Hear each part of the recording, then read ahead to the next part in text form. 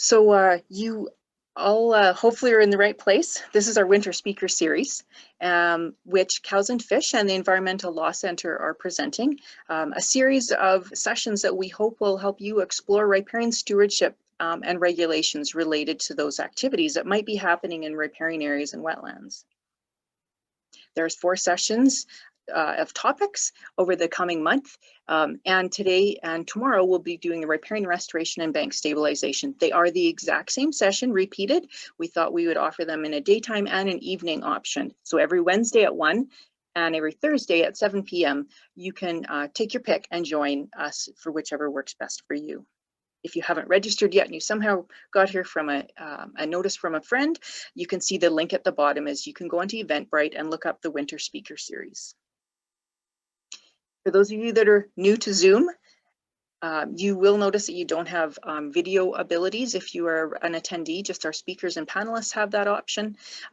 If you have joined us, you probably already noted that your mute was on. You don't have audio ability until we allow it later.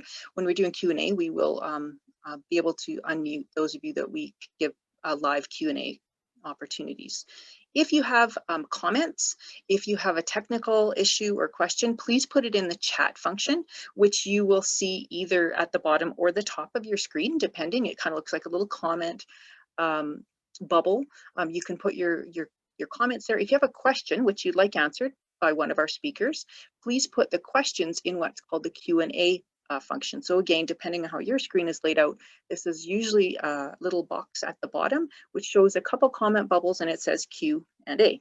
So again, put questions in there, put comments in the chat function. We will be taking questions after each speaker, as well as at the end, we'll do a panel discussion with all of our speakers. So you might wonder, how did Cows and Fish and the Environmental Law Center get involved here? Well, both of our missions are about helping people understand components that are relevant to our work. Our work is about helping foster stewardship or care for the land, particularly around these things called riparian areas. And the Environmental Law Center has a strong focus to educate as well, including around environmental laws, and that relates to the environment. So you probably know this already, but for those of you that maybe aren't familiar with what is this thing called a riparian area, it's that piece of land that's next to any kind of water body that's got extra water because it is close to a lake, a stream, a wetland. It's that zone of connection, that transition between the drier uplands and the aquatic zone, where the water table is elevated. You have water-loving plants and soils that respond to that extra water. We expect and hope that these places are healthy and functioning and do a lot of things that part of the ecosystem can do. And when we're using the landscape and managing the landscape, sometimes we are doing things that might influence these functions, or we're trying to repair something that brings back these functions. And so today we're going to talk about how do we implement restoration or bank stabilization projects that are intended to return function with the right kind of regulations in mind.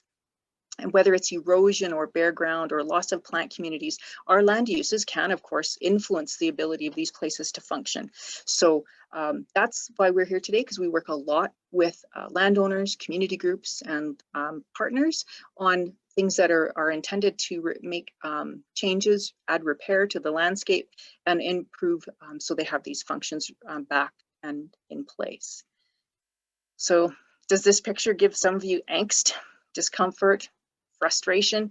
Laws and regulations can be a bit confusing and challenging, and they can be complex. And so we're really pleased to have the Environmental Law Center to sort of give us the answers, or help weave us through those complexities today and through the rest of our series, because they are an important part of how we do things and manage our activities on the landscape. Whether those are recreational activities, restoration, and bank stabilization, which we're going to be, some of which we talk about today and in future weeks, or beaver coexistence, or livestock crossings of waterways, all of these things can have regulatory considerations that we need to think about. So we just want to get a sense of who's joining us today. We have 59 participants, according to what I'm seeing right now, but we want to understand sort of who are you? So Jonathan, who's working with me, has posted the poll. If you haven't done a poll before, all you have to do is click on the one characteristic description that makes best sense for you, and that'll help us understand who's here today. So we'll just leave it up for a few seconds. This helps us know who we're talking to. Helps us because we and our partners rely on grant funding also to report to our funders who is in it, what kinds of folks were in attendance today.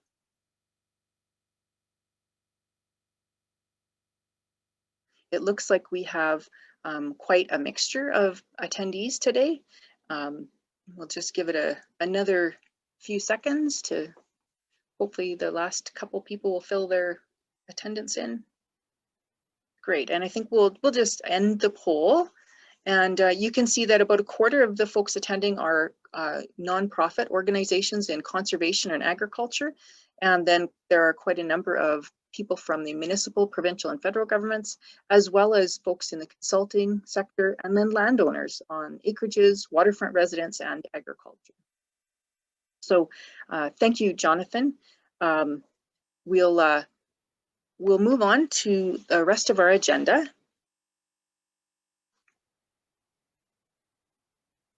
So the schedule for today, like all the other sessions through this series, we'll start off with this kind of introduction. Then Jason Unger with the Environmental Law Center will talk about the regulatory pieces, and that'll be followed by 2 case studies, and I'll introduce our speakers as we talk to them today, Leslie Peterson and Adam Norris. And then after each of those speakers, they'll get about 5 minutes for questions, and then we'll do a group question and answer session at the end, and our 1.5 hour time period. So we hope we're going to have a big impact on your learnings today, and we'll ask you about this at the end. So what I want to do now is I want to go back and I want to introduce Jason Unger and ask him to get his slide presentation ready. He can take over screen sharing while I do his introduction.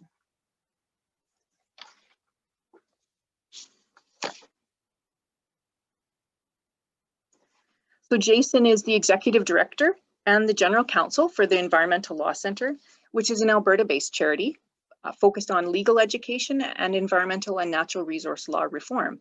His practice focuses on issues of water law, legal tools for conservation on private land, environmental assessment law, species at risk, and pollution prevention.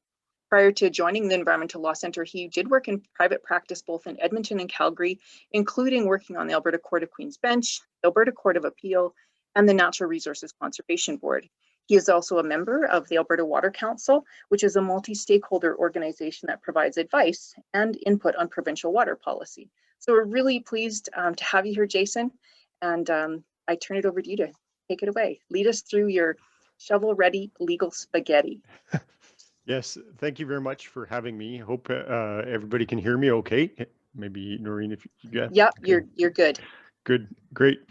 It's my privilege to be here. It's really interesting area of law once you start getting close to waterways.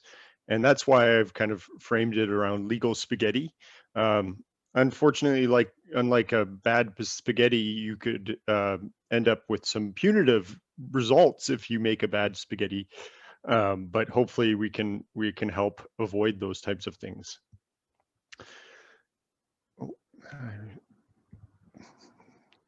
So when we talk about moving towards the waterway, we really start engaging a host of regulations across jurisdictions, which is part of why it's a spaghetti in how I've described it. So this is just a figure where we identify areas in the water, the bed and shore, and then the higher or upland areas, and each one has some regulatory aspects to them.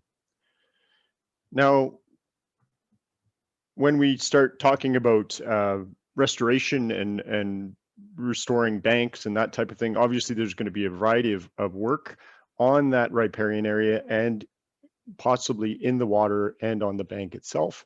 And really, this is where it gets quite complicated, and I think a brief legal history to determine the legal spaghetti is important. It's spaghetti because it combines private property, public property, so Crown-owned property. It deals with water diversions, it deals with fish, it deals with water quality, it deals with potentially, on some occasions, navigation of the waterway. And really, the land-water connections are front and center, which, if you're regulating land, you're regulating water, and vice versa. So if you're looking for outcomes in the water quality, then you're going to want to be looking on land as well. In terms of the regulatory framing, there's a variety of laws that are going to come into play. Some federal, some provincial, and potentially some municipal, but also the common law is kind of the basis of where our laws around water bodies and the beds and shores of those water bodies comes from. And we'll talk briefly about that. But federally, we look at the Fisheries Act. Provincially, the Public Lands Act and the Water Act are most important. And then, as I mentioned, the Municipal Government Act and bylaws can also come into play. So, brief history. A lot of our common law around water comes from the UK. Originally, the right to divert water and to manage water are referred to as riparian rights, and they were a property-related right. And that was basically that you could access the water that runs adjacent to your property. There were some restrictions on that right in terms of the reasonable domestic use, and you had the obligation to not infringe on other riparian owners' rights to the flow and quality of the water downstream.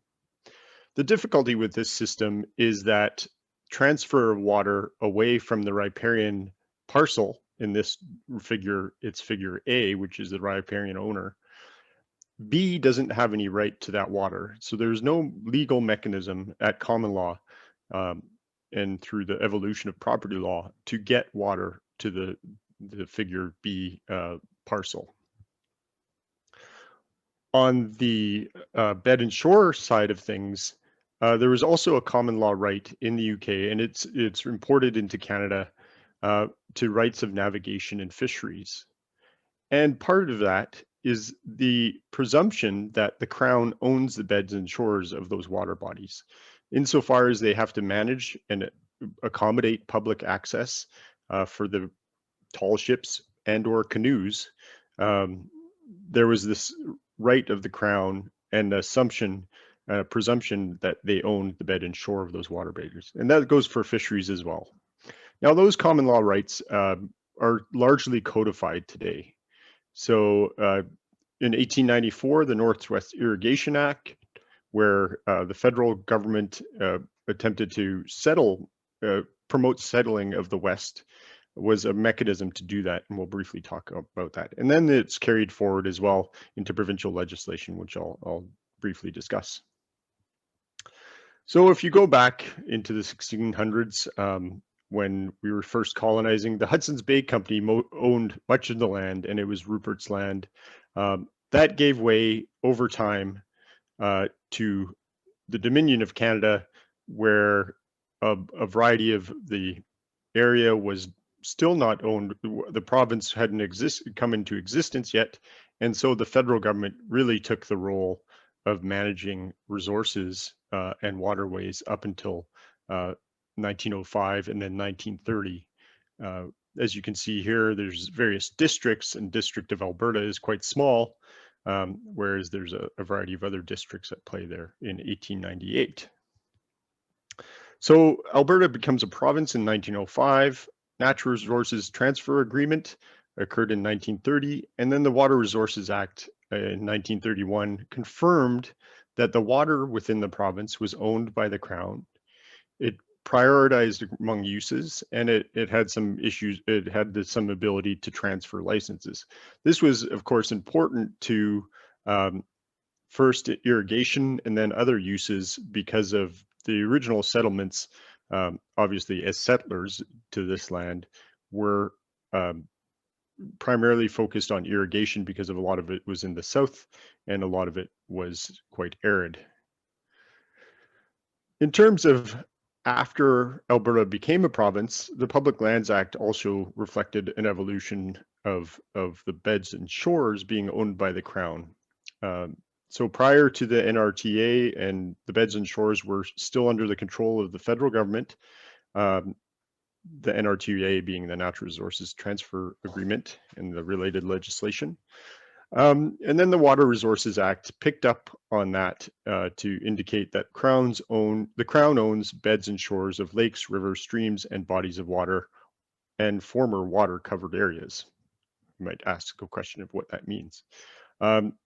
Some of this Crown ownership was limited. So this is an error. It shouldn't be the Hudson's Bay Company, sorry.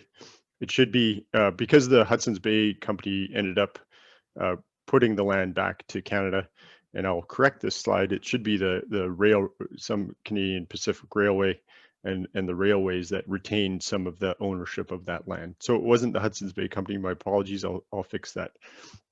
And then in 1984, they reframed the bed and shore definition to include the phrasing of permanent and naturally occurring, such that constructed bodies of water were no longer, the beds and shores, that is, were no longer deemed to be Crown owned. Just to note that this aspect has no bearing on the Water Act and the approvals that are required therein. And if we jump forward now to the current law, under the Water Act, the property in and the right to divert and use all water in the province is vested in the Crown. The diversion rights under the Water Act are granted for a time limit and are renewable, and the ability to transfer water from one parcel to the other, or the license allocations, is also enabled in the Water Act. On the Public Lands Act side, the title of beds and shores of all permanent and naturally occurring bodies of water and all naturally occurring rivers, streams, watercourses, and lakes is vested in the Crown. So again, there's a major ownership issue once you start stepping towards the water. And I think that's one thing that one can frame in one's mind, is that it's not just going down to the water to deal with whatever issues you might have in terms of restoration. It's really, you can think of it as a line of property rights. You will note that permanent and naturally occurring bodies of water, you'll see that naturally occurring relates to rivers, streams, watercourses, and lakes. So there is the notion that lakes, streams, watercourses, and lakes need not be permanent to be public lands, whereas other bodies of water, and this typically arises in relation to wetlands, the permanency becomes more of an issue. So what happens then? So we understand that ownership lies with the Crown once you start stepping towards a waterway or water body. There's a variety of prohibitions that are in play. So under the Water Act, there's prohibitions related to activities, and we'll briefly describe those. No activity can be undertaken without an approval. And if you do that, then you're in violation of the Act and risk an enforcement and compliance response. On the Public Lands Act, there's also a variety of prohibitions. Some of them I can say that haven't really ever been the subject of enforcement, and raise some questions about how you would define them if a prosecution or something came up. But no person shall cause, permit, or suffer loss or damage to public land, the doing of any act on public land that may injuriously affect watershed capacity. And you might question, well, what does that mean? I would have the exact same question. Or other disturbances to public land that may result in the injury to the bed and shore of any river, stream, watercourse. Some of these phrases and words are perhaps an artifact of how long ago the Public Lands Act was put into law, insofar as injury. What we're talking about, injury to the bed and shore. Well, is that just destruction? What does injuriously affect watershed capacity mean? Those types of things are valid questions. But again, I just bring our attention back to the notion that the Crown owns the land. So if you're disrupting the bed and shore, then there's going to be some level of authorization or disposition, a Crown grant on that land related to the activity. So in terms of the Water Act, activities are very broadly described and defined in the Act. It basically means any disturbance on land or in water with possible consequences for flow, direction, quantity, siltation, or an impact on the aquatic environment. Now, I could pull up the actual definition here, and it's quite long, but this kind of summarizes what it's about. And when you read it, you can say, well, just putting a shovel in the ground can alter the flow of the water. And there's some aspects of that that are true, but there are some exemptions as well. So under the Water Ministerial Regulation and Schedule 1 there's a variety of exemptions of where approvals aren't required. And that includes things for floating or portable docks, fencing through water bodies, landscaping, as long as it's not adjacent to a fish-bearing watercourse or in a lake or wetland, or where it changes adjoining parcels' flow, or where it has an adverse effect on the environment. And then there's a variety of other ones that relate to activities that there's a code of practice that has to be complied with if you undertake them. That includes watercourse crossings and outfall structures. But really, some of the most relevant exemptions might be around landscaping in the regulation to determine whether or not an authorization under the Water Act, an approval is required. So, of course, when you talk about the land-water connection as well, if the bed and shore are Crown owned, you have to know where the bed and shore are. And that is referred to through or determined through surveying. And basically the Surveys Act says that the land covered so long by water as to wrest it from vegetation to make it a distinct character on the vegetation where it extends into the water and the soil itself. So that's the guiding premise of the line of Crown ownership. And again, I mentioned again, the Public Lands Act prohibits certain activities there. Of course, the difficulty with that definition is that it is always moving because water is always moving. There's erosion and accretion of water bodies. So the notion, and there's litigation and case law around this about how the Crown land changes, how private property rights change over time, or private property ownership changes over time, and that type of thing. So it's one of those areas of law where we're trying to create certainty in an uncertain water influenced world. In terms of the process, and I'll just briefly comment on this, the Water Act, there's the ability to get an approval. The director makes a decision once an application is put forward, and all the information that's required of that application is put before the director, and they make a decision as to whether to issue an approval. As part of the approval process, directly affected parties, so downstream owners or neighbors, may be deemed to be directly affected, and they can participate and appeal those decisions.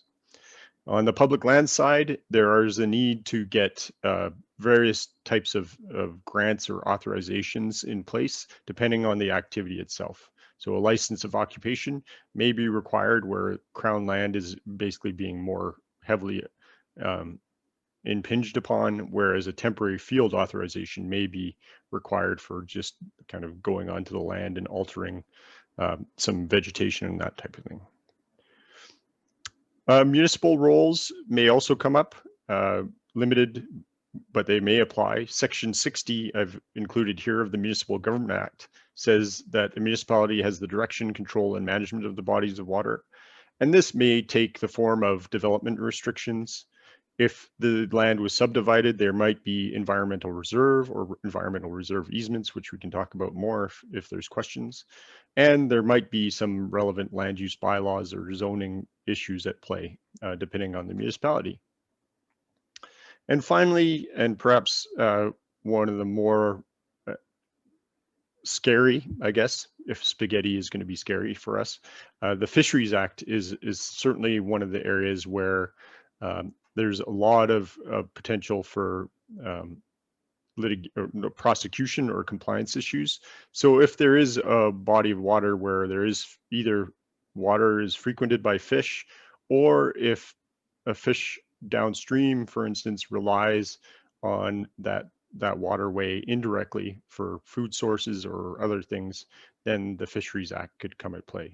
There are other federal pieces of legislation that might apply, but we simply don't have time to look into it to greater detail. In terms of the quick prohibitions there, I think the main thing, there's two main prohibitions. One relates to the harmful alteration, disruption, or destruction of fish habitat, and the prohibition against releases of deleterious substances frequented by fish. So both of these things can occur when you talk about restoration and stabilizing of banks.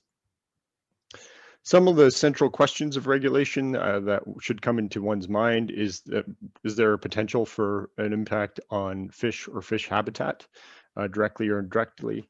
Is there an impact on water quality or quantity in the stream or downstream?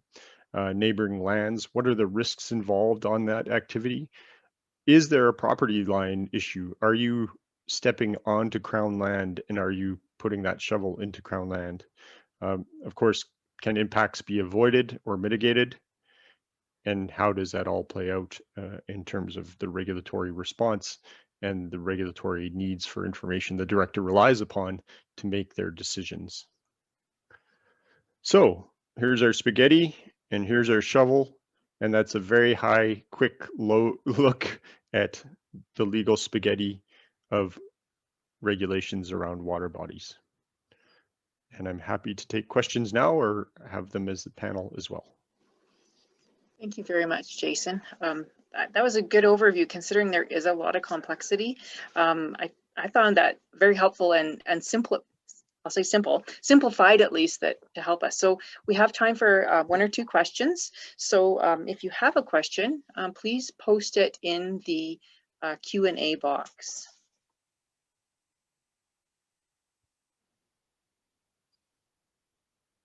Let me stop my sharing. So maybe nobody's posted yet. Everybody learned everything, or they're a bit nervous. So maybe I'll ask you to answer one, Jason. Yep. You mentioned the Fisheries Act federally. How, using it as an example, you could use some of the other legislation you talked about as well, but how would you go through the process of determining if it was relevant for a project like a restoration project we're going to talk about today? How would somebody know it was relevant to them? How do they find out that information? That's an excellent question. And there's been cases around how one knows what is fish habitat, for instance, or whether a water body is frequented by fish. And as a lawyer, I'd always err on the side of caution in terms of understanding what water bodies are at play. So understanding the type of water course you're adjacent to and that type of thing. And then engaging DFO. The Department of Fisheries and Oceans federally deals with the habitat aspects. And then also on the deleterious substance side, it gets a bit more confusing because Environment Canada deals with deleterious substances. So if there's a risk of releasing a deleterious substance, you'd also want to deal with Environment Canada. So the difficulty, of course, is you are assumed to know the law, so you need to understand the facts underlining the law. So you need to know if there's a fishery or if the habitat is relevant to a fishery, and that would take some investigation. Both provincial folks could help with that, but also federally. The difficulty, of course, is always knowing Right. exactly what avenue you can go down. But of course, the federal government, also the laws of the federal government are paramount. So it's always important to ensure that the fisheries authorizations or mitigations or avoidance, I guess more specifically, are checked off. Not sure if I answered that question. Yeah, thanks. I think we'll cover one more quick question, hopefully, from one of the posts in the box. It says, who is responsible for enforcing federal legislation, which I think you covered, but maybe you can just add to that. Sure. So generally, the habitat provisions of the Fisheries Act are enforced by the Department of Fisheries and Oceans. They don't have a lot of officers in Alberta right now. They've kind of gone up and down, although I understand there may be some more coming. But provincial officers can also, conservation officers can also be designated under federal law to enforce federal legislation as well. So just because it's a federal piece of legislation doesn't necessarily mean that another officer, a provincial designated officer, can't do that. And then, as I mentioned, the deleterious substance provision is enforced by Environment Canada. Right, great, thanks you. I think to keep us on time, I'm gonna ask you to, perhaps we'll try and answer the remaining questions during the shared panel session, because there's a couple more, but we'll move on to our next speaker. And while I'm introducing our next speaker, I'll ask them to get their presentation up and running. And that speaker is Leslie Peterson with Trout Unlimited Canada. She's the Alberta biologist with TU Canada and is based in Calgary. Her role involves managing Trout Unlimited's conservation programming in the province, including habitat rehabilitation projects and providing support to Trout Unlimited's Canada's chapters. And she's going to talk about rehabilitation today. Her talk is titled Stream Rehabilitation from Ideas to Implementation. So I'll let Leslie take it away.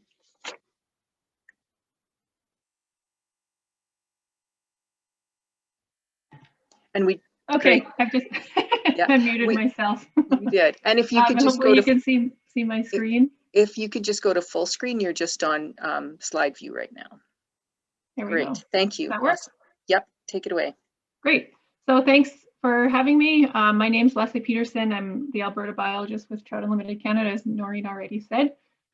If you're not familiar with our work, we're a national conservation charity. We have our professional staff based in Calgary and Guelph, but we have a broad base of members and supporters across the country, including chapters. Our work is really focused on these four main pillars: water quality and quantity, and the aquatic communities and the aquatic habitat that supports those communities. So those are the four main pieces that guide all of our work. And our work is mostly conservation and restoration. We really put a big focus on the ground work, as well as science and education. And I focus mainly on the conservation side of things. And as I mentioned, this is primarily on the ground work. So we're working on improving water quality connections, looking at improving conditions for native species or species at risk, the habitat and the water quality.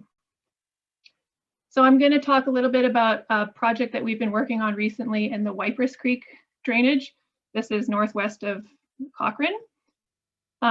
We first got acquainted, I guess you could say, with this system a few years ago. We have a national program focused on reconnecting streams that are fragmented or severed by culverts. So this one came to our attention, and so coming to see these culverts, doing some fish sampling around here to see what species were living upstream and downstream of these crossings, and exploring opportunities to reconnect these two little tributaries of Wipers Creek. So there's lots of questions that we need to answer before we pursue that or implement something like that. One being the genetics of the populations and the status of those populations and so forth, but also what is the condition of the habitat upstream? I mean, if we restore the fish passage and the habitat upstream is kind of junk, did we really solve a problem?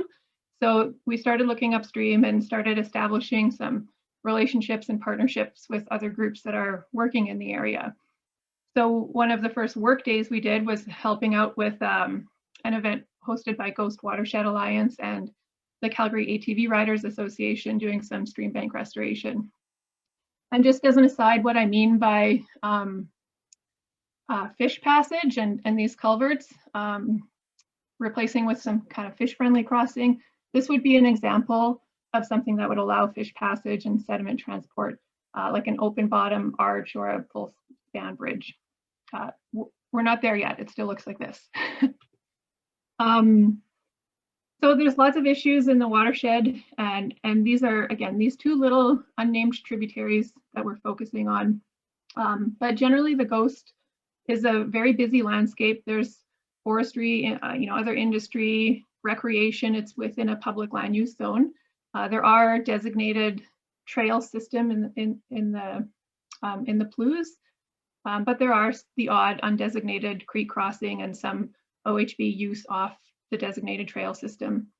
But the actual issues facing the creeks and the fish that live there are sedimentation, there's habitat degradation, and as I mentioned before, that loss of connectivity. So this is part of, we're trying to put together a plan now in terms of what are we actually going to do here. So part of the planning, we want to identify what those issues are. We'll go out on the site, refine our plans, meet with the stakeholders and partners, make sure we're all on the same page and what we want to achieve. We've established some goals and objectives and figure out how we're going to measure success. Take lots of photos and just kind of set out who, those roles and those plans. And besides those site visits, it's really valuable to look at the satellite imagery. Google Earth is a really great resource for helping visualize what's going on and helping with your planning, and it's free. ArcGIS Online is free. I think you just need to use your Facebook login to use it. So there's some handy tools out there to help with this.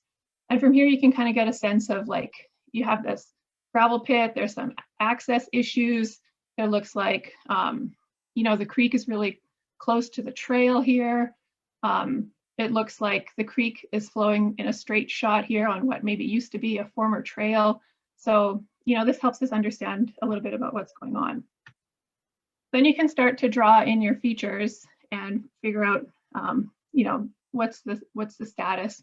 So this yellow line is just the designated trail system. And you can use paint or something like this, free programs. It really doesn't need to be super complex, especially if the work you're doing is, it's relatively low risk and low tech. Don't overthink this. Draw out your restoration plan. So you've got that designated trail, and so we proposed a trail realignment here. We talked to the ATV riders, and they said, look, that this S turn here, it's really sharp. It's hard for some of the guys to turn that sharp, and so they're driving through the creek and stuff like that. So we proposed this reroute, work with public lands and recreation folks. We figured out, okay, well, there's access issues, so we're going to do rough and loose in here, and that's going to help recover that part and prevent unnecessary illegal access. Where we're going to harvest willows, where we want to do the bioengineering. All of this not only helps your planning, but this is going to come in handy when you submit your plans to a regulator to approve what it is you're trying to do. So for approvals, you have to determine which approvals you think you need. And if you don't know whether or not to apply, just ask those people, ask the people working for those agencies if they think you need an approval. And even better, if they tell you you don't need an approval, if you can get that in an email or something, that's great, just to be really clear. So yeah, there's a request for review that we put in. We had talked about this project with folks from DFO. This is, our goal here is helping to recover bull trout and West Slope cutthroat trout. So we want DFO, the species at risk folks, to know what we're planning. And they said, just submit that request for review. We'll take a look and decide whether or not you need an authorization or a SARA permit or anything like that. So you submit that. Temporary field authorization in this case. Don't forget also to do Alberta One Call if you're doing ground disturbance. And there are tools out there. You probably can't really see it too well on this slide, but this horrendous looking map that helps you walk through the DFO process to figure out if you need to submit a request for review. But the big thing is, if you don't know, just ask, or just try and work your way through the process. So what do you include in that approvals package? The big thing is to include enough detail for the regulator to make an informed decision, but not so much that you don't have any flexibility, especially with the type of work that we're generally doing, which is relatively low tech. It involves volunteers. So whether you plant 250 willows or 350 willows, does it really matter? I don't think so. So I would include a range, 100 to 300 willows or whatever. Give yourself a little bit of flexibility. If you're planning on multiple structures, maybe say you're putting in 3 to 5 structures or whatever it is, to give yourself a little flexibility, and make sure that the areas that you identify on the map cover the areas that you want to do work, so that you're not, you don't get to the field saying, well, shoot, it would be really great if we could have done work here, but it's not included in our permit because we didn't draw it on our map. Keep in mind what your objectives and goals are, and communicate that to in your approvals package. What are you trying to achieve? What do you hope or expect is going to happen? Is it part of a broader initiative? Is this like a multi-year thing? Another thing to really consider is risk. And especially if folks are starting out with this kind of work, I would highly encourage you to keep to really low risk projects, especially low environmental risk, but also low risk to infrastructure, human safety, and things like that. Those are the kind of things that regulators are looking at. And so make sure that you show that you've considered that, and that you understand what some potential negative impacts might be from your work, and that you have a plan for how you're going to mitigate those things. I would also suggest including things like typical structures or schematics that you can find online and in books and things like that. These typical structures show what you're the typical structures that you're going to install, for example, what they will look like, but they don't have to be followed really rigidly. So, you don't have to say you're going to put a willow stake every like 17 inches. In the field, you work with what you've got. So it's just showing what it typically looks like. It doesn't have to be super rigid. And consider access too. How are you getting there? Especially if you're working with heavy equipment, make sure you've outlined how you'll be accessing the site. So once you get your approvals together, you source your materials, you hire your contractors if that's applicable, do a safety plan, have those work days. And all through this process, make sure you're documenting these activities as they're occurring. Prepare, take lots of photos, take notes, so that at the end you can prepare a memo or report that you can share with your stakeholders, but also the regulators, because they may ask for that. And you also want to be able to communicate success to the community. I took this from a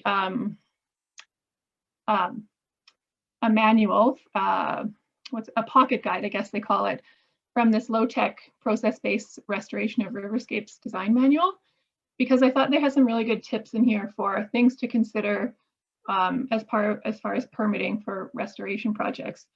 So just to highlight a few of these, understand that the intent of these governing regulations, understand the intent, but understand that this regulatory process is subject to interpretation. It's inherently subjective, and ultimately it's a human being that has to make decisions about whether to permit your project. And so empathize with those regulators. Remember that, it's a person that probably has a lot on their desk, and they may be working in a system that's really not built for restoration work specifically. We're figuring out how to put a square peg in a round hole. Be realistic about your timelines. Try not to submit these like a week before you plan on doing the work. Give them time. Communicate regularly and clearly with those folks. And it's really important to maintain a rapport with those regulators and good relationships. If your project involves multiple components or structures, ask for a permit for the whole thing, not separate applications for each component. Just tie it all together, because they'll have a better understanding of the overall goal that you're trying to achieve and what's involved. And if you think that it's going to be a multi-year or phased implementation, or think you need maintenance down the road, ask for a permit for multiple years rather than having to apply every year. This saves everyone work, and it allows you to carry out those future phases or maintenance work in the future. Are you frustrated with this? Sure, I understand that. It can be extremely frustrating, this process. But I really encourage folks to have patience. Don't hide from the process, but also don't give up. Remember your partners. There's other folks that are likely working with you that, maybe there's aspects of the project that your partners are better positioned to handle. Let everyone play to their strengths. You're also not alone. Connect with the other community members or practitioners, and even talk to the regulators. Where the system isn't really built for restoration work specifically. This process was built to protect the environment from development. And I think, it may take kind of a paradigm shift to make the process work for us better, but we have to work within the system. But we can also, advocate for change. A collective voice among all folks that are doing this kind of work could help elevate our concerns to a provincial level. And I want to stress too the importance of this type of restoration work. There's, our freshwater rivers and freshwater biodiversity is at risk in Alberta and around the world. In Alberta, all 3 of our native stream-dwelling trout are considered at risk. So this is a big problem. And even though the process might be frustrating, just don't give up. There's also lots of opportunity to learn more about restoration so that you can gain confidence, and this will also help to increase your credibility as you apply for permits to do this work. Just get out there and learn about it and do it. There's lots of great resources and courses and workshops, some web-based and some you pay for and some are free. The more you can learn, the better positioned you'll be to do this. And I'll give a little plug for us because we offer a stream rehabilitation training program that, periodically. So yeah, in summary, don't become paralyzed by the scope of the problem or the regulatory process. Every group can have a role to play in this work. It's important and it's meaningful, not just in the on-the-ground change, but in the awareness raised and the people engaged in the process. So yeah, just keep working your way through. And there are examples of ways that the process can be, streamlined to make things easier or more suitable. So like codes of practice, Jason touched on, there is under the Water Act, for example, a code of practice for watercourse crossings. So rather than do a full Water Act approval, it's simply a 2-week notification period where you submit your plans and show that you're going to follow the codes as they're established. Maybe there's an opportunity for a code of practice for restoration, or maybe, there's other policy changes or other opportunities to make this kind of work more, friendly for people to work their way through. There's examples in the US as well, where sometimes, working with water rights in really dry states and developing some restoration projects, and the regulator said, look, this isn't working. We need to find a way that, a kind of a compromise to find a process that fits within the regulatory process, but also enables the work to be done. So yeah, there's definitely ways to improve the system. And in the meantime, we just got to work within it. So I'll end it at that before I start talking too long and stop sharing my screen, and not sure if we have time for questions. Thank you very much, Leslie. That's a really interesting project, and like you said, there's lots of opportunities to do more restoration work for sure. And although it can be scary, it is also possible to work through the regulatory process and successfully and then do great projects. So we do have time for a couple questions. So I'd like the questions that were put there for Jason, we're not going to address right now. So if you have a question for Leslie, please put it in the Q&A. And maybe while we're waiting for one to be put in there, and by the way, folks, you can put them in at any time during the discussion because they'll show up. Maybe Leslie, you can say what was the maybe the most challenging thing that you thought turned out to be a little less scary in practice, of some of your experiences related to this. Yeah, I think the DFO process can be intimidating, you know, the big federal regulator and species at risk and things like that. But for this project, we talked to them. We submitted that request for review, including basically it's like, what are you doing? Why are you doing it? How are you going to do it? Who's doing it and when? And you know, they review it. It doesn't take that long, really, sometimes a few weeks. And in that case, they came back with like an email saying, you know, we've reviewed your project, and as long as you carry it out as you've described it, you don't need an authorization. So, you know, it's really not that bad. And then then it's on file too with them. They have a record that that work has been done and it's in the system. Right, good point, for sure. I don't see any new questions yet in the chat box. Oh, it looks like there's one now. Just a second. So it's kind of a question comment. I don't know if you can address this, Leslie, but if you can, do. Otherwise, we'll defer it to the group later. There's a new code of practice for wetland replacement works. Is there potential for this to impact riparian works? I don't know if you feel you can answer that, or we can defer that to later. Well, I understand like a year ago or so, I think the province announced that they were going to look at these wetland restoration codes of practice. And I remember reaching out at the time asking if this included riparian restoration, and they said no, that this process was being done for wetlands. So I think there's a window of opportunity, or a need, I would say, for maybe something for restoration works. Right, more on the stream side versus the wetland. Yeah, for sure. Okay. I think we're pretty much out of time. So for your presentation and Q&A, so we'll move on to our next presenter. Thank you. That was great, Leslie, to see that project in person as much as we can these days. So while I'm introducing thank you again, Leslie, and while I'm introducing our next speaker, I'll ask him to get his presentation up and running. Our next speaker is Adam Norris, and Adam is the watershed coordinator at the Mighty Peace Watershed Alliance.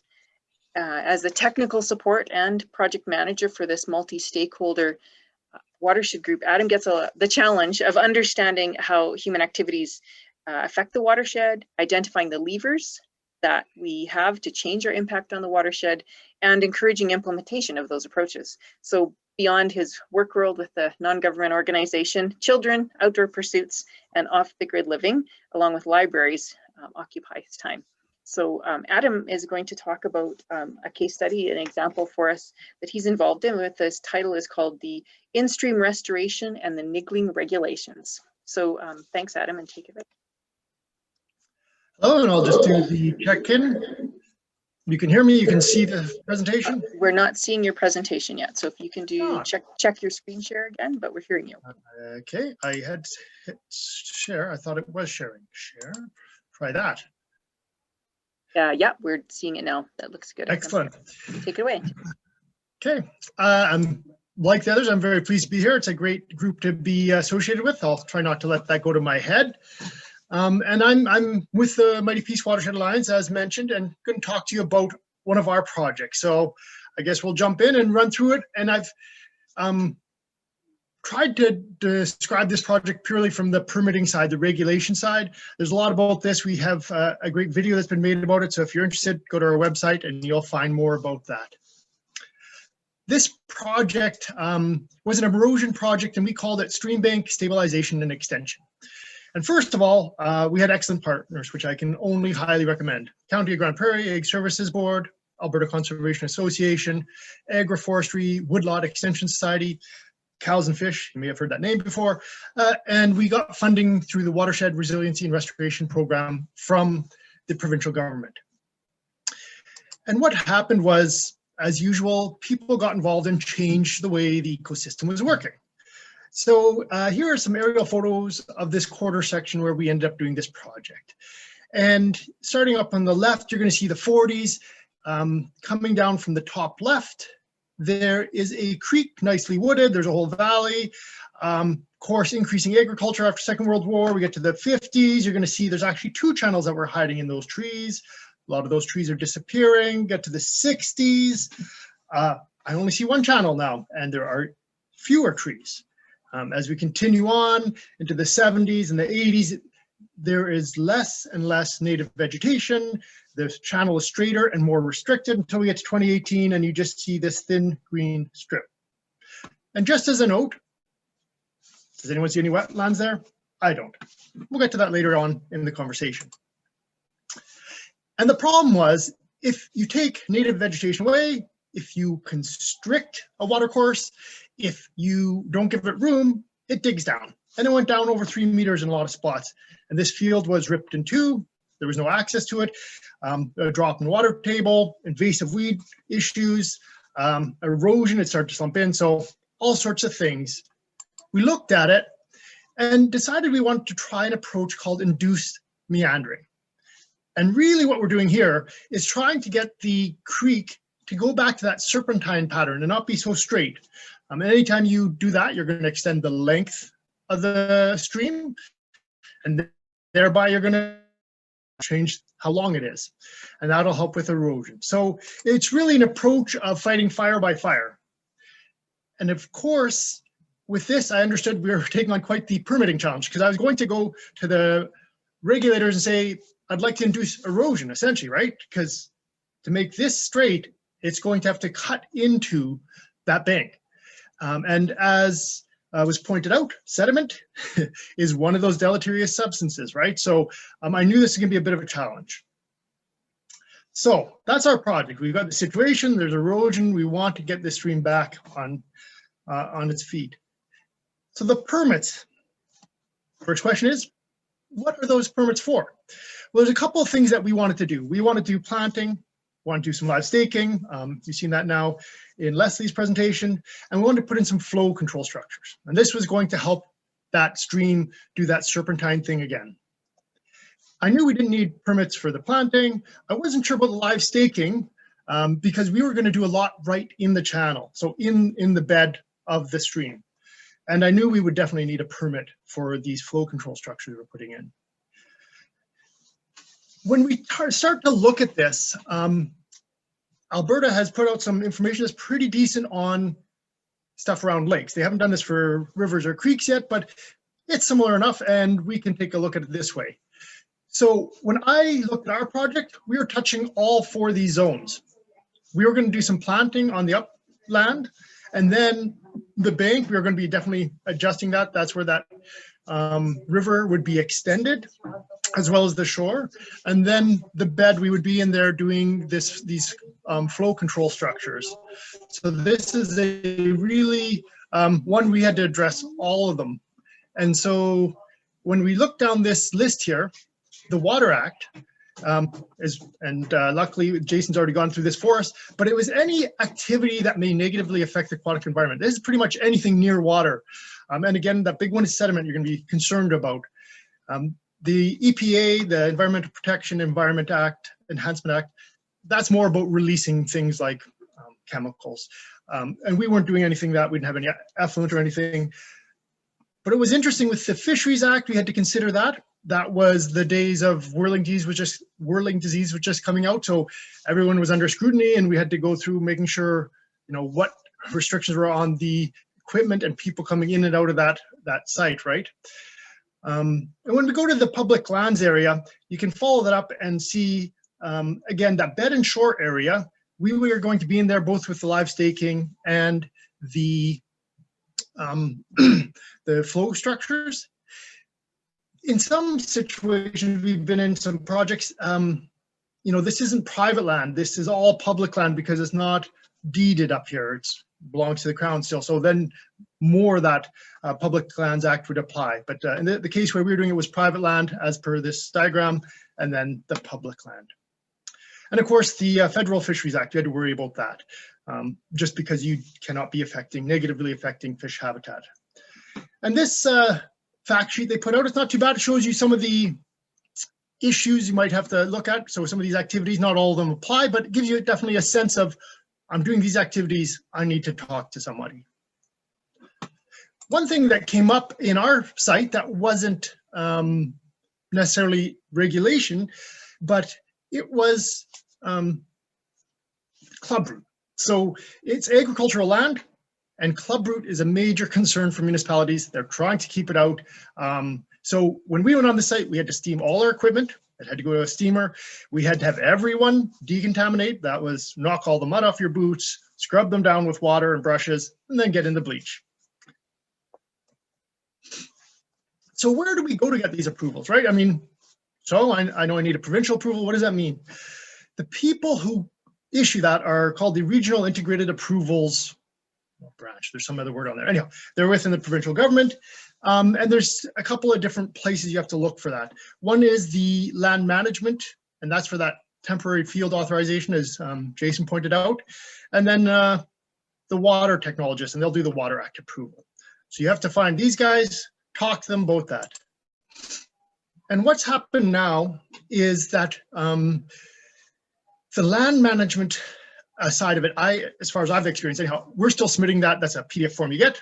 You email it into your land management technologist, they review it, you get your approval back. However, for this water side, they've gone to what's called One Stop. So all applications have to be submitted through this. You have to go on, create an account. This can take some time. Make sure you get all your organizational information in there, all that, blah, blah, blah. Then you have to submit it through this. It goes to your approval writer, and then you can review it. It also sort of changes that flow of information.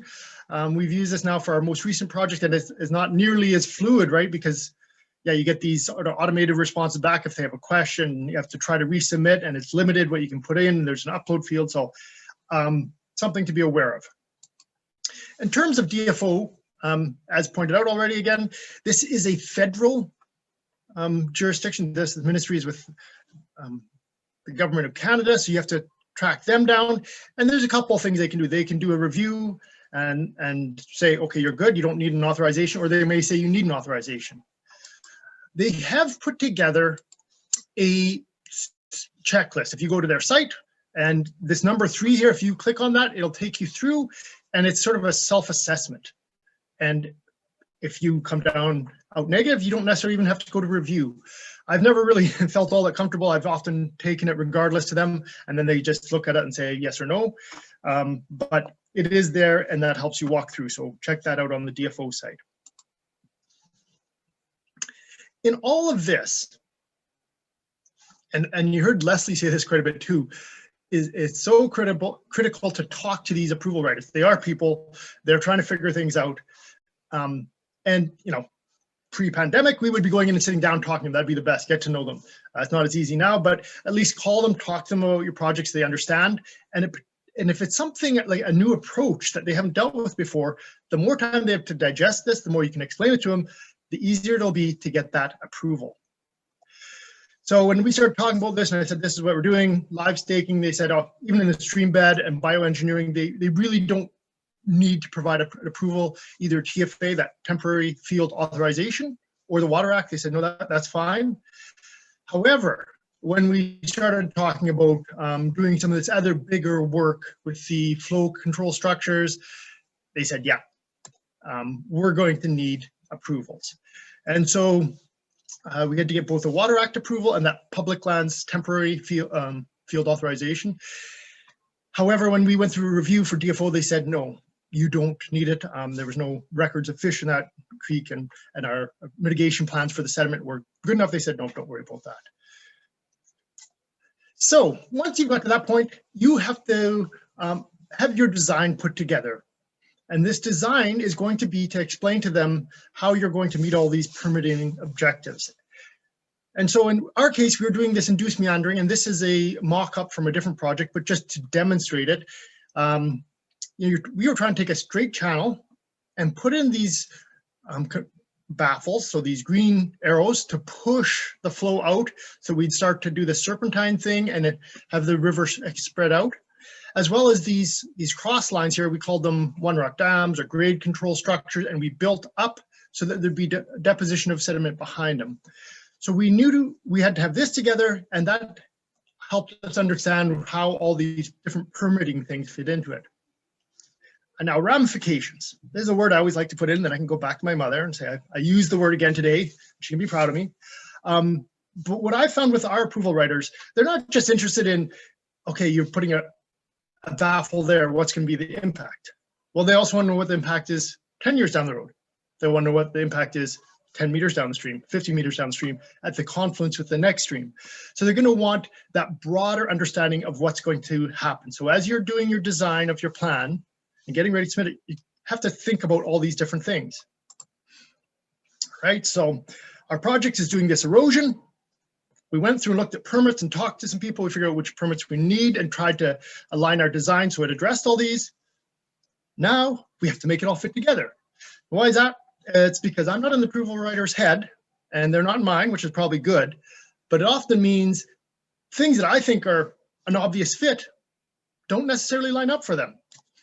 So we were working with a consultant, and I can highly recommend him, Craig Sponholtz, Watershed Artisans.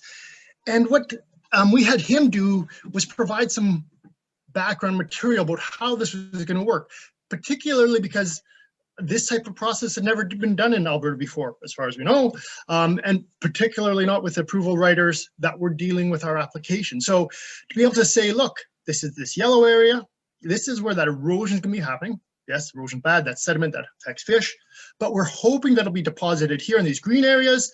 That will bring this stream back into function, and to be able to go through it with them, that was really critical. And that was important. It's also important in our case for the landowner we were working with, right? There was a landowner who obviously working with us on this. And a point I'd like to raise about the landowner now is if you're getting a Water Act approval and it's not on Crown land, but a private land, it's very possible that that approval will be issued to the landowner, not to the organization doing the work, which means they're going to have to create a one-stop account. They're going to have to go through that process, and then they're going to have to designate you as one of their representatives so that you can do this for them. And that's the case. So that's another step to think about. So now you've got this great understanding of what you're doing, and you can put these pieces together, right? In our case, it was 14 months. From the time I started talking to the regulators, luckily we left time, and that was to, and I understand it was, we were doing a new process, a new technique, but we spent several months just, meetings, this is what we like to do, what are your concerns, what would you like to know more about?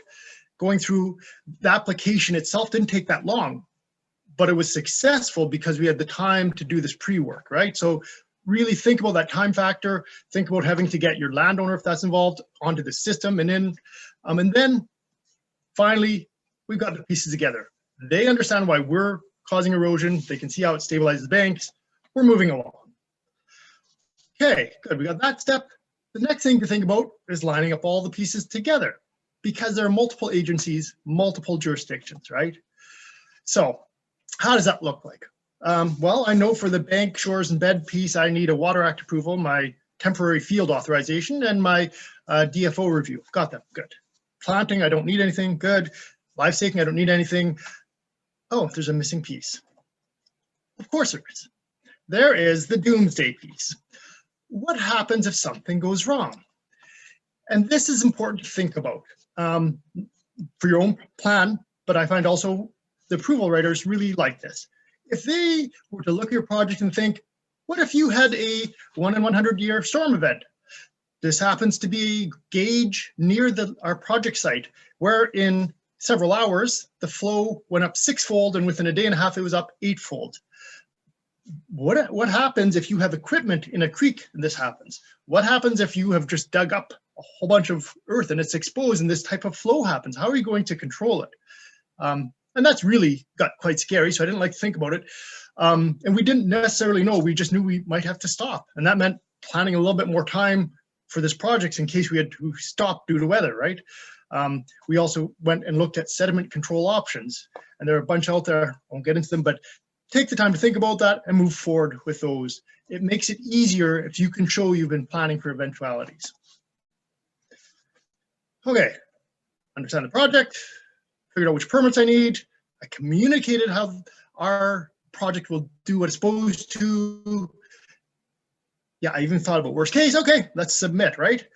We did that, and wetlands? Really?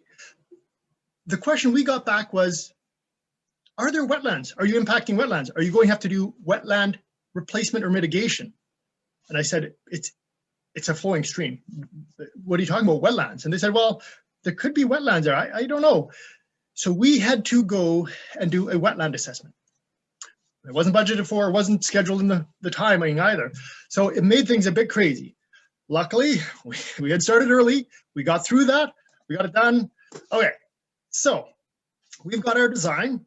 We figured out what we're doing and how it's going to be addressed by the permits. We've talked to and made the approval writers understand how this is supposed to work. We've dealt with a request for extra information, the snag, the road bump, and this wetlands piece. We've got an approval pending. And when you're at this point, my recommendation is you look at this expiry date and you just add a year. Whatever you figure you need, just add a year or two, I don't know.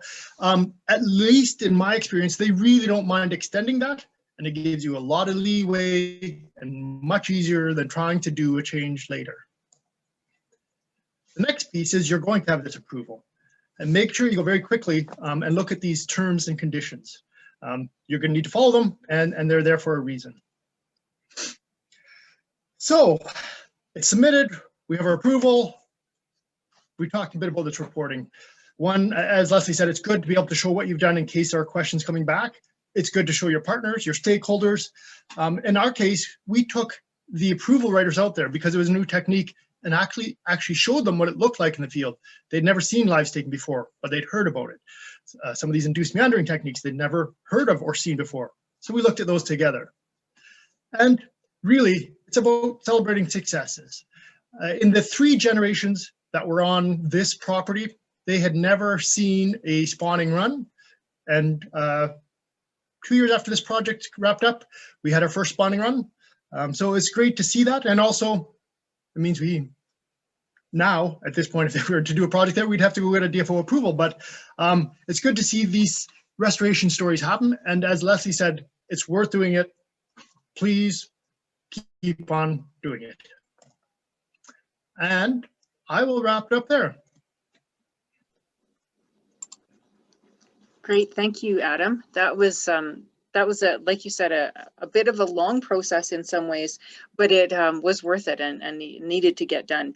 So I'm curious if anybody has questions. I don't see any new ones that have been put into the Q&A function yet, but while we're waiting for one, maybe you could tell us, you know, were there, you know, the fish thing now that has fish, that's great that you created habitat that's now, you know, the fish can live in that wasn't there.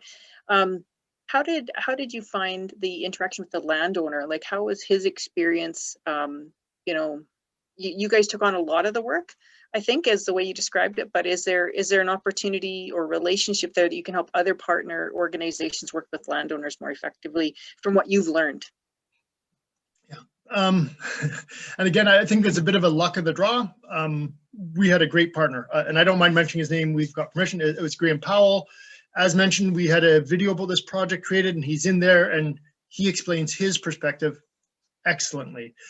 As you mentioned, we did a lot of the work, but he was very helpful when we said we need this tilled up, whatever. And then that discussion about you're going to have to give up some of your field. I mean, you can lose it now or lose it later was a bit of that discussion, but really he committed to giving up just over 10 meters, 10 to 15 meters on either side of that creek, right? That's when you think about highly productive farmland that goes for $600,000-700,000 a quarter, that's a lot of land he gave up, right? So it's sort of like partners. We had great partners on this project. He was one of them. I don't know how you pick them, but when you find them, hang on to them. Are there any other, I guess, sort of unexpected successes that happened in your work? Yeah, for sure. This one, and again, this is going a bit away from the regulation side. We actually, you know what? I'll tell a different story. Talk about regulation. We did a crossing for him, and this comes back to that code of practice crossing that came up. And that was one of the things he said, I can't get across to the other side of my field to farm it. I have to go all the way around on the highway, ask a neighbor if I can go through his field, come across a property line. And we were able to put in this crossing for him. But it's interesting then the different regulations, but that code of practice really makes things a lot easier, right? As Leslie already mentioned, like it's a determined process. You have to put in some effort, but it's sort of as long as you're following the rules, you just get to go ahead. So that was really nice. And if we could move towards that, although I'm not sure. I sometimes think these restoration projects are too complex to have one path, but yeah, at least if there's a better understanding of how these restoration projects happen, that would be good. For sure. Yeah. Thanks, Adam. That was really great to get a sense of there was quite a bit of complexity and quite a few, especially with the new techniques, trying out new techniques. I think that was really brave, but also set some good precedents so that technique is now in Alberta and we can learn from it both in the regulatory side, but also in, on the ground side of how it actually works. So I'm going to ask all of our speakers to rejoin us with their videos on and audio if they can. And we're going to open it up for questions. What we'll do while people add new questions is we'll answer the couple questions that didn't get answered after Jason spoke, because there's a couple more questions that we need to go back to. So we'll start with those, and while those are being answered, please add additional questions to the Q&A box. So I think probably, Jason, this one is for you. Can you comment on managing beaver activity and the release of deleterious material? And we are, by the way, doing a beaver coexistence session later, but maybe you can just touch on it in a very quick sense. Sure. Just quickly, basically, provincially, there are some exemptions related to beaver controls, which, yeah, we'll deal with in the next session. But and federally, it's a challenge. It's more of how you're going to manage any releases related to those substances that are going into the waterway, and whether they have a habitat impact or a deleterious release. I mean, a sediment is kind of both. It can be both. So that's where it becomes more of a challenge in managing any types of releases. I know, like if you're just using dynamite or something, it's not going to be an easy way to manage that. So it's something to be aware of for sure. Great, thanks, Jason. And we will be doing more on beavers specifically, so I don't want to spend too much time on that. In a few weeks, we'll do more on that. So we'll move on to our next question. And I'm not sure, I think, again, this is for Jason probably, but if others on the panel would like to chip in after Jason, feel free. So if you observe something in an adjacent property that affects the flow of creek water through your land, such as a culvert that's placed 2 feet below the bottom of the creek, that's not well placed, that maybe doesn't allow for free flow, kind of the situation in pictures like Leslie showed, who do you call to investigate or address it? Another really good question. The culverts Leslie showed were something epic, the 5 hanging culverts there or whatever they. So it really depends if it's on private land. There might be some Water Act implications, so you might be contacting Alberta Environment. It could be Alberta Transportation or a municipality, depending on who owns the road. So it varies. And again, if there's a fishery involved, hanging culvert or culverts of that nature are definitely a problem, but it gets complicated quickly, especially if there's a fishery, for instance, that's now been isolated from non-endemic species of fisheries. Then there's going to be issues with how you remedy that culvert and impacts on fisheries that way. So it depends, really. Yeah. I would say, yeah. Yeah, and I think that was good. You point out that if it's a, say, public roadway versus if it's on a culvert that's on private land for some other purpose, that makes a lot of sense. So I'm not sure. I think we're gonna maybe. I'll throw this out to you, Jason. You can defer to if you prefer not to answer it. One of the next questions is that a colleague was approached by a Department of Fisheries and Oceans officer. I'm assuming it was a DFO officer, or perhaps it was a provincial officer of Fish and Wildlife with a handgun. What recourse does a person have in these circumstances? And I'm guessing there was a confrontation, and perhaps you could just talk about the legal process. Right. I think from a practical matter, it depends on the nature, because these things are always so specific to what happens and whether somebody feels under threat. There would be possibly civil repercussions to that, or kind of, I would say first to go to the kind of the overseeing department to comment on that and get some the issue addressed within the department. But otherwise, there are other legal remedies available. But it really depends on the circumstances, so it's really hard to say what. Right. What. And it might, let's say it was a poaching issue, which wildlife, fish and wildlife officer, or, conservation officers address, then they do have the right to carry a gun for their safety and for the protection of people and wildlife, for sure. So, yeah. Certainly, when Fisheries and Oceans did arrive, they had bulletproof vests and were armed, which was a new thing for Albertans. So they were a bit shocked and taken aback. But obviously, if they're carrying their power in an abusive way or anything like that, that's a different issue. So. Right. Yeah, it is something we're not necessarily familiar with. Those people that are in other provinces sometimes maybe are more familiar with it, because it is a different situation in other provinces. So the next question is for Adam. You were planting in the bed and shore, so why didn't you need a permit for those live plantings? Do you know, or can you explain why? I can, and I can only tell you because we had all these conversations with both the Public Lands and the Water Act approval writers. So yeah, they said that activity is really intended to improve things and very, very minimal harm. So they don't want to see another piece of paper they have to sign off on when we're just planting and they know we're putting in live stakes or plugs. That was okay. So I can't guarantee that's what you're going to hear in every region. That's the Peace region. That's what they set up here. So. Right, great. And Adam, maybe just for context, the Peace region is big, or maybe not everybody's familiar with. Where were you kind of doing this work approximately? This was northwest of Grand Prairie. So yeah, in that region. Thank you. Another question for Adam. When you mapped the induced stream course, the mapping you had to do, did you attempt to follow the original pattern from the historic photos, or did you take some other kind of approach? No, we couldn't. And I think you saw that first one, that from the 40s. I mean, it was under a lot of tree cover. That actual original course, we didn't know what it was. But it goes back to using a sinuosity, and these are all pretty laid out, sort of standard.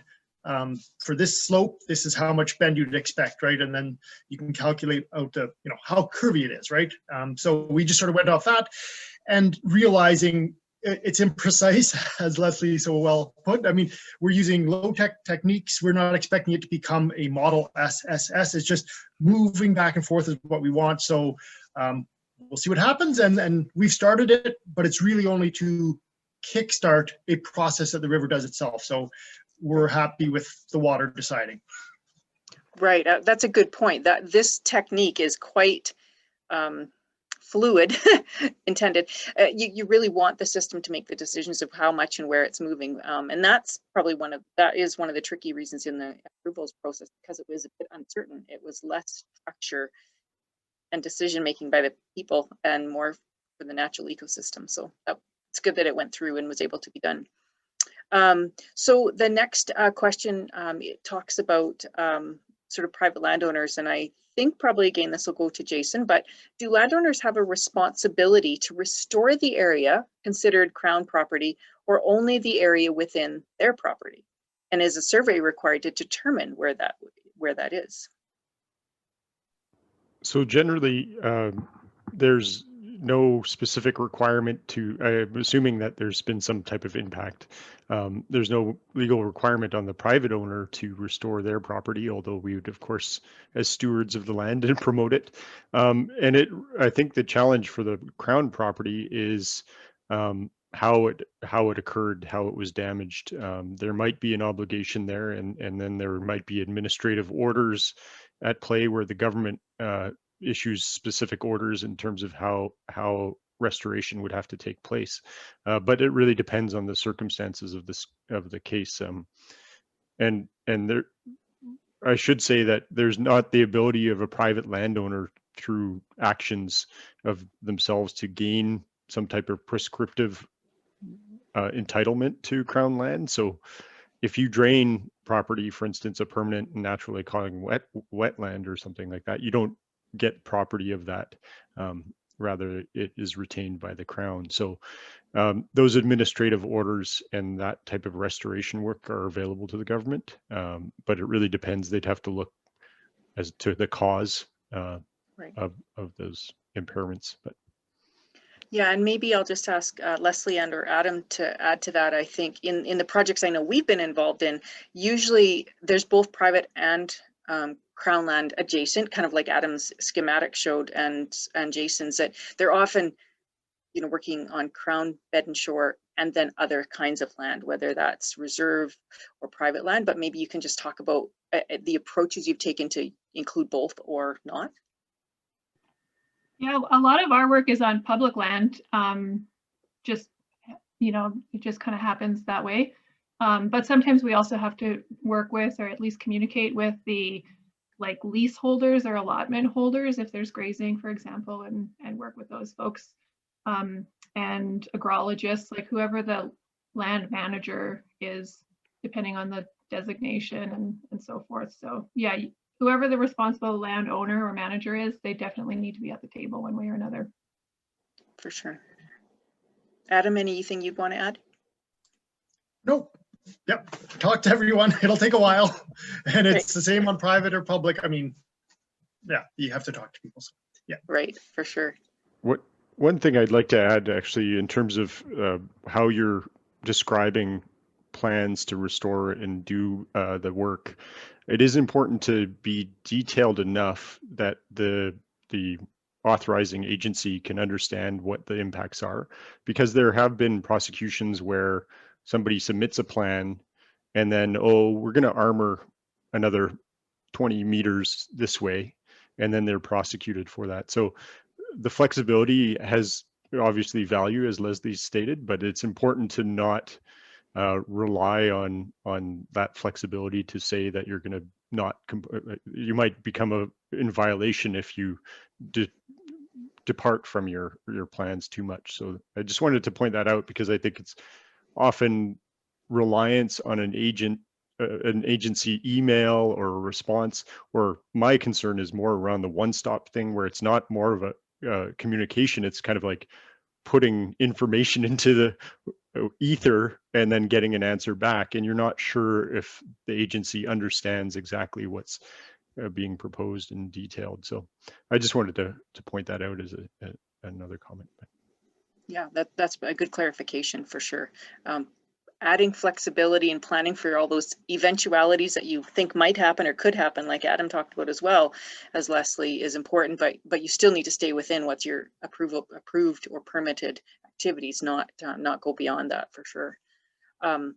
We are at the end of our time, and I'm cognizant of everybody's time that joined us and our speakers, and I really want to thank you all for sharing your expertise and your experiences and talking about them. And I encourage anybody who wants to sign up, if you didn't already and you just happened to get on today, of course, sign up for our series by going on to Eventbrite. And I'm going to ask Jonathan, who's doing our admin support today, to put a poll up where we want to know what you got out of today's session. And if you want to hear it again, of course, join us tomorrow night at 7 o'clock. Same link, or similar link. And if you could fill in, did you learn something today, and will it influence your activity or work related to this topic? And again, this helps us understand the value of these sessions, and also report to our funders, which help us put these on.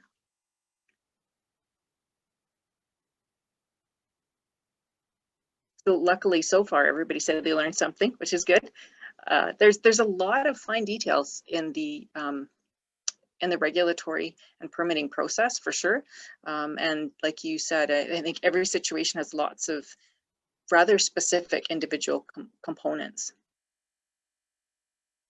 So I'm going to just quickly share my screen again for a second to thank our funders and supporters, and then we'll move the poll down as well.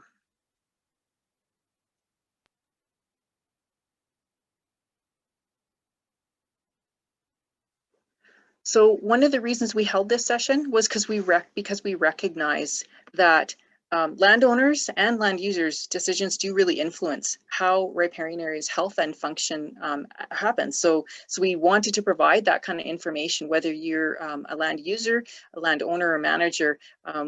It's important to understand how our actions need to be influenced by regulatory decisions and permitting. So thank you for joining us on those.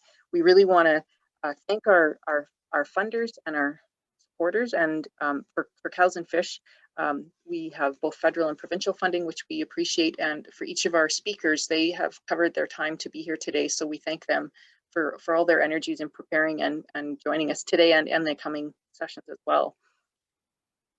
If you need to or are interested in contacting Cows and Fish or Jason, since our two organizations are hosting this series, please feel free to reach out, and we hope that we'll see you on the next sessions or any of our other upcoming events.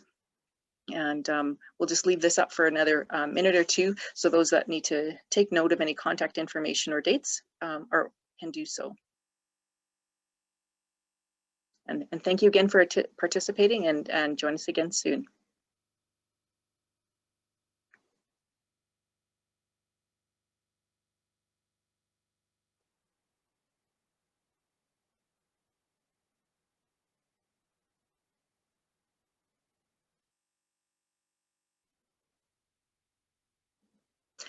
So I'll just thank all the participants, and we'll end the session and ask our panelists to rejoin us momentarily.